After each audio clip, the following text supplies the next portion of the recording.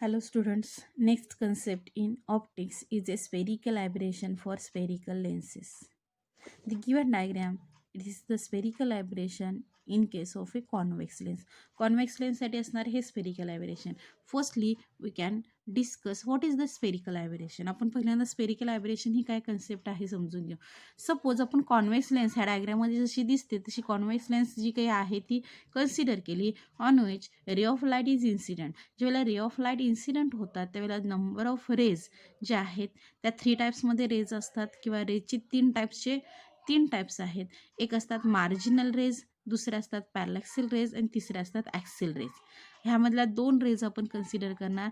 एक म्हणजे marginal rays आणि दुसऱ्या म्हणजे पॅरलॅक्सिल रेज. बघा बरं, ज्यावेळेला number of rays which is close to that principal ॲक्सिसच्या जवळच्या असणाऱ्या रेजला पॅरलॅक्सिल रेज म्हटलं जातात आणि the rays away from that principal axis it is called as a marginal rays. ज्या बाजूच्या रेज आहेत away from the principal axis ज्या आहेत त्याला मार्जिनल रेज म्हटलं जातं आणि प्रिन्सिपल ॲक्सिसच्या जवळच्या रेज ज्या आहेत त्याला काय म्हटलं जातं, प्रिन्सिपल ॲक्सिसच्या जवळच्या रेजला मार्जिनल रेज म्हटलं जातं आणि प्रिन्सिपल ॲक्सिसच्या अवे लांब असणाऱ्या रेजना काय म्हटलं जातं, पॅरलॅक्सिल रेज म्हटलं जातं. Then what is the spherical aberration. Spherical aberration म्हणजे काय कन्सेप्ट आहेत. When that of ray of light, the types of ray of light is incident on a lens. लेन्सवरती ह्या रे ऑफ लाईट ज्यावेळेला इन्सिडंट होतील त्यावेळेला मिळणारी इमेज काय असेल तर आपल्याला हवी आहे जस्ट अ सिंगल पॉईंटची cleared image on a screen हवी.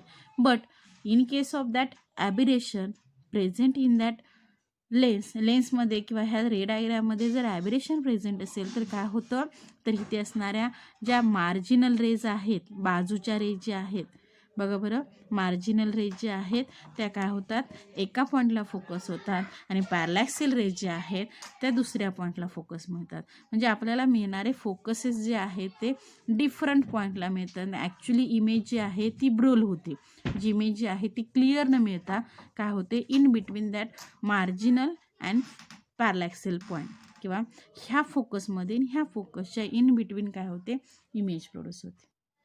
This is the spherical aberration, and that spherical aberration arises due to spherical shape of that lens or that of refracting surface. Use होणारा refracting surface spherical असल्यामुळे produce होणारे ॲबिरेशन जे आहे त्याला काय म्हटलं जातं, स्पेरिकल ॲबिरेशन म्हटलं जातं. And that of spherical aberration म्हणजे काय कन्सेप्ट आहे, we can not get a clear and single point image. इथं आपल्याला एक क्लिअर किंवा सिंगल पॉईंट इमेज मिळत नाही. आपल्याला काय इमेज मिळते, ब्रूल इमेज मिळते. And this is the spherical aberration for the convex lens. हे आहे ते कॉन्वेक्स लेन्ससाठी असणारे spherical aberration. Same as to concave लेन्ससाठी सुद्धा स्पेरिकल ॲबरेशन आहे. बघा बरं, त्यासाठी एक डायग्रॅम मी इथे ड्रॉ केलेली आहे. इथे जी आहे ती diagram number of rays which is away from the axis or away from the principal axis which is an marginal rays. ज्या फोकस होताना जो फोकस पॉईंट मिळेल तो असेल तो FM, focus for marginal rays. आणि दी रेज ज्या principal ॲक्सिसच्या जवळ आहेत त्यांना पॅरलॅक्सिल रेज आपण म्हणू. त्या फोकस होणारा जो पॉईंट असेल तो FP असेल. ह्या दोन्हींच्या फोकसमध्ये इन बिटवीन कुठेतरी इमेज असते. ह्या दोन्हींच्या फोकसमध्ये कुठेतरी इमेज असते. म्हणजे प्रोड्यूस होणारी इमेज क्लिअर कट प्रोड्यूस होत नाही किंवा क्लिअरली मिळत नाही. आणि हेच म्हणजे काय असेल तर त्याला म्हटलेलं आहे ते spherical aberration. That of spherical aberration is arises due to spherical shape of that लेन्सच्या असणाऱ्या स्पेरिकल शेपमुळे काय होतं, हे स्पेरिकल ॲबरेशन प्रोड्यूस होतं. अगेन इथे आणखी असणारी एक कन्सेप्ट आहे, the distance between that FM and FP. The distance between that FM and FP is called as an longitudinal spherical aberration. It is called as an longitudinal spherical. It is called as a longitudinal spherical aberration. हेच म्हणजे काय असेल, longitudinal spherical aberration. The distance between FM and FP. Distance between FN and FP is called as an longitudinal spherical aberration. Then next concept आहे to method to reduce or minimize the spherical aberration. Spherical aberration minimise करण्यासाठी use होणाऱ्या method जे आहेत ते आपल्याला next पॉईंटमध्ये बघायचे, ज्याच्यामध्ये सगळ्यात मोस्टली चिपेस्ट और इझिली आपण जी वापरू शकतो अशी पहिली मेथड जी आहे ती कोणती असेल? स्पेरिकल ॲबिरेशन कशामुळे प्रोड्यूस होतं? स्पेरिकल शेपमुळे. स्पेरिकल शेपमुळे काय होतं? स्पेरिकल ॲबिरेशन प्रोड्यूस होतं. जर आपण स्पेरिकल शेपच्या ऐवजी असा शेप रिफ्रॅक्टिंग सरफेसचा यूज केला जो स्पेरिकल नाही, तर त्यावेळेला होणारं ॲबिरेशन काय होईल? मिनिमाइज होईल. म्हणजे for that reducing spherical aberration we can use either plano concave or plano convex lens. आपल्याला plano concave or plano convex lens काय करू शकतो? यूज करू शकतो, ज्याचा एक सरफेस प्लेन असेल, एक कॉन्केव असेल, एक प्लेन असेल, दुसरा कॉन्केव असेल, कॉन्वेक्स असेल. जर अशी आपण combination of two lenses use केले तर फॉर दॅट लेन्स, ह्या लेन्ससाठी असणारं स्पेरिकल ॲबिरेशन आपण काय करू शकतो?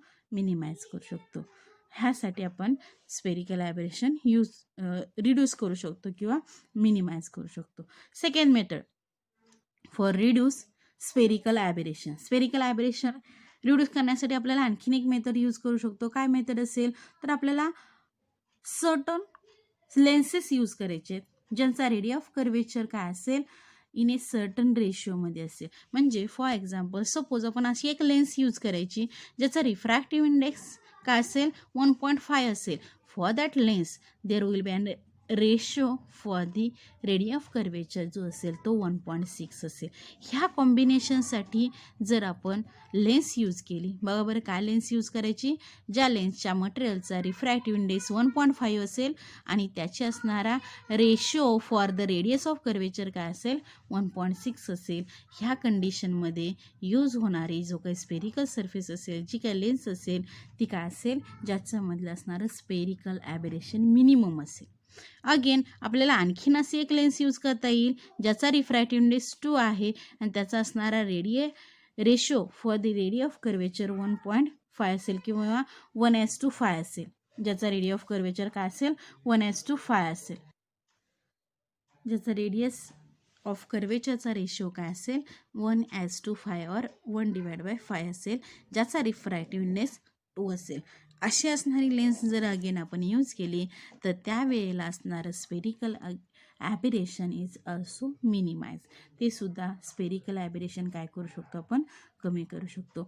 Third method to reduce spherical aberration. आणखीन एक मेथड आपण इथे यूज करू शकतो स्पेरिकल ॲबिरेशन रिड्यूस करण्यासाठी. बघा बरं, we can use the two lenses in combination. आपल्याला दोन लेन्सेस काय घ्यायचे?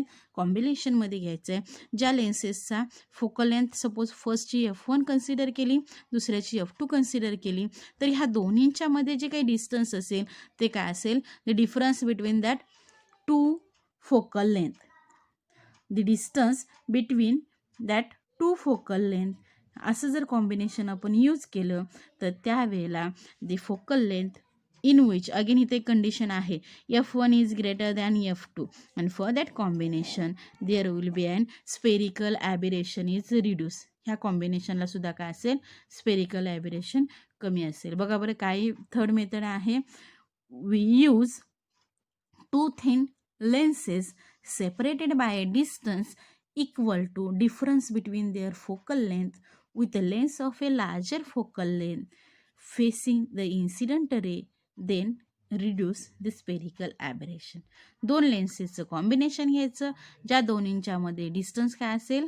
Difference between that focal length आणि अगेन इथे असणारी इन्सिडंट रेला जी फेस होणारी लेन्स असेल which having larger focal length, त्यावेळेला मिळणारं जे ॲबिरेशन असेल ते स्पेरिकल ॲबिरेशन आपण मिनिमाइज करू शकतो किंवा रिड्यूस करू शकतो. And the last point or last method for reduce spherical aberration. Spherical aberration आपण जनरली आता जस्ट दोन डायग्रॅम ड्रॉ केल्या किंवा दोन डायग्रॅम बघितल्या. कॉन्वेक्स लेन्ससाठी असेल किंवा कॉन्केव्ह लेन्ससाठी असणारे स्पेरिकल ॲबिरेशन दोन्हीच्या जर आपण साईन साइन कन्व्हेन्शन जर इथे यूज केलं तर इथं मिळणारं स्पेरिकल ॲबिरेशन कॉन्व्हेक्स लेन्ससाठी असणारं स्पेरिकल ॲबिरेशन काय आहे, पॉझिटिव्ह आहे. आणि दॅट ऑफ कॉन्केव्ह लेन्ससाठी असणारं स्पेरिकल ॲबिरेशन काय असेल, निगेटिव्ह असेल. सपोज आपण दोन्हींचं कॉम्बिनेशन केलं किंवा दोन्हींचं सुटेबल कॉम्बिनेशन केलं, they can be completely eliminated spherical aberration. बघा बरं, फोर्थ मेथड काय असेल, we can use the convex lens and concave lens with suitable combination, they can completely eliminate spherical aberration. एक positive ॲबिरेशन produce करतो, दुसरा negative ॲबिरेशन produce करतो. दोन्हीचं combination केलं तर काय होईल, पॉझिटिव्ह निगेटिव्ह कॅन्सल होईल, ॲबिरेशन काय होईल, इलिमिनेट होईल किंवा ते आहे ते मिनिमाइज होईल.